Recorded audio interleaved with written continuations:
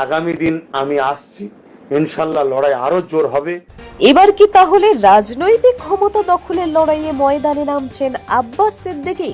তার কথায় সেটা স্পষ্ট, খুব শীঘ্রই তাকে দেখা যেতে পারে রাজনৈতিক মঞ্চে। কিছুদিন আগেই ক্যানিং পূর্বের বিধায়ক শওকত মোল্লা রীতিমতো চ্যালেঞ্জ ছুড়ে দিয়েছিলেন আব্বাস সিদ্দিকীকে যে সাহস থাকলে সামনাসামনি লড়াই করো। এমনকি তিনি বলেছিলেন, বাপের বেটা হলে ক্যানিং পূর্বে এসে দাঁড়াও, আমাদের দলের সব থেকে নিচু স্তরের কর্মী দাঁড় করিয়ে লক্ষ লক্ষ ভোটে হারাবো। সেই চ্যালেঞ্জ যে সিরিয়াসলি নিয়েছেন আব্বাস সিদ্দিকী তা এখন স্পষ্ট হয়ে গেল তার মন্তব্যে। এবার দেখার পালা কিভাবে নিজের রাজনৈতিক লড়াই শুরু করেন আব্বাস। আগামী দিন আমি আসছি, ইনশাল্লাহ লড়াই আরো জোর হবে। জালিমদের বিরুদ্ধে লড়াই আমাদেরকে করতে হবে।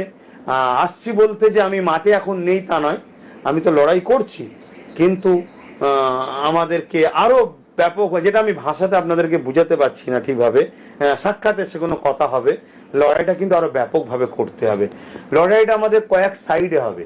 একটা লড়াই হবে সংবিধানকে বাঁচাবার জন্য, পাশাপাশি মানুষের যে সংবিধানের মৌলিক অধিকার যে মানুষকে দিয়েছে সেই অধিকারগুলোকে মানুষকে পাইয়ে দিবার জন্য লড়াই করতে হবে। পাশাপাশি এটা আমাদেরকে মনে রাখতে হবে, রাজ ক্ষমতা দখল করতে হবে। রাজ ক্ষমতা দখল করার লড়াই আমাদেরকে করতে হবে।